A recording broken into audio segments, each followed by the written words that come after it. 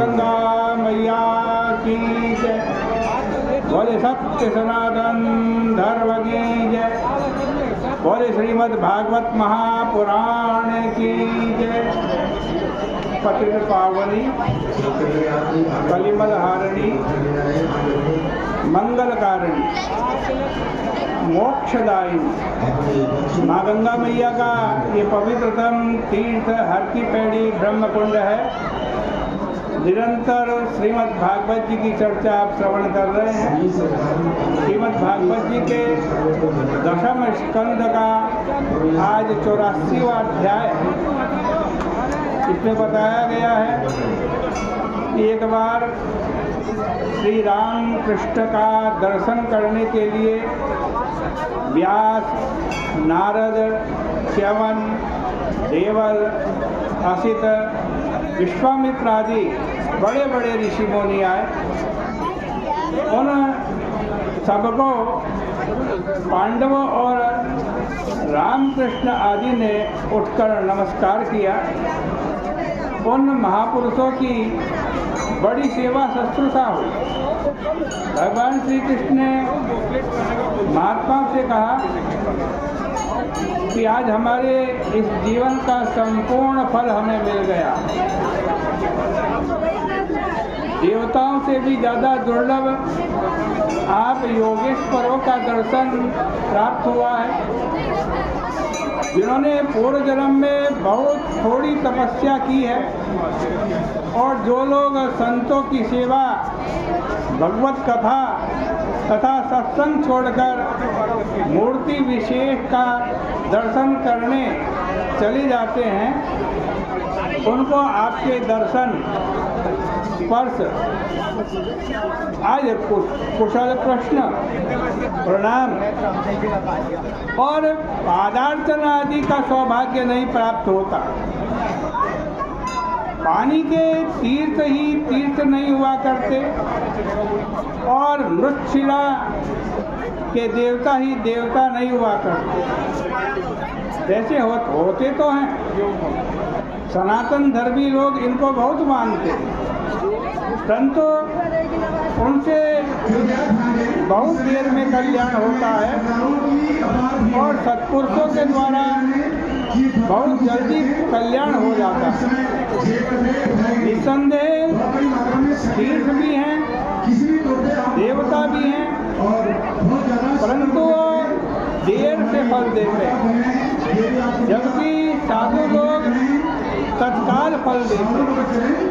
अग्नि, सूर्य, चंद्रमा, तारा, पृथ्वी और जल, चाहे मूर्ति के रूप में हो चाहे तत्व के रूप में हो, उनकी उपासना करने से भेद बुद्धि बढ़ती है। परंतु सत्पुरुषों की, विपस्थितों की 2 घड़ी सेवा करने से भी कल्याण होता है। जो व्यक्ति वात, पित्त, कफ इन त्रिधातु मूर्धा शरीर को तो अपनी आत्मा मानते हैं, पत्नी आदि को अपनी मानता है, पत्थर अथवा पंचभूत से बनी हुई मूर्ति को पूज्य मानता है और जल को तीर्थ मानता है। परंतु अभिज्ञ सज्जनों को न आत्मा मानता है, न आत्मीय मानता है, न पूज्य मानता है और न तीर्थ मानता है। वह तो गाय बैल के समान पशु है। परीक्षित, श्री कृष्ण के इन गुरु वचनों को सुनकर महात्मा लोग चुप रह गए। उनकी बुद्धि चकरा गई और वो आपस में कहने लगे कि श्री कृष्ण क्या कह रहे हैं। वचो दुरन्वयम विप्रहा, इसकी तो संगति लगाना बड़ा मुश्किल है। फिर चिरकाल तक विचार करने के बाद उन्होंने यह निष्कर्ष निकाला कि भगवान लोक संग्रह के लिए ही ऐसा कह रहे हैं, जिससे कि सब लोग महात्माओं को माने। इसके बाद महात्माओं ने कहा, महाराज आपकी माया से हम लोग मोहित हैं।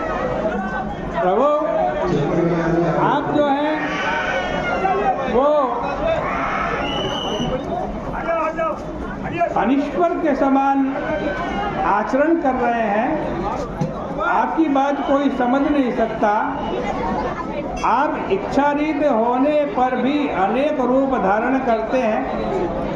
भक्तों की रक्षा और दुष्ट निग्रह के लिए ही आपका तत्वात्मक रूप होता है। इसलिए आप ब्राह्मण कुल की महिमा का गान करते हैं। आप ही ब्राह्मणों में मुख्य हैं और आप ही ब्राह्मण भक्तों में सबसे श्रेष्ठ हैं। आज हमारा जन्म और हमारी विद्या, तपस्या, दृष्टि सब कुछ आपसे मिलकर के सफल हो गई है। आपका मिलना परम कल्याणकारी है और परम कल्याणों का अंत है। इदंत श्रेयसाम पर, जितने भी श्रेयस हैं और सबकी आप अवधि हैं। आप साक्षात सदगति हैं। इसलिए जब आप मिल गए तो बाकी क्या रह गया। आपने योग माया से अपनी महिमा का आच्छादन कर रखा है। औरों की बात ही क्या, स्वयं आपके साथ आहार विहार करने वाले यदुवंशी लोग भी आपको नहीं पहचानते।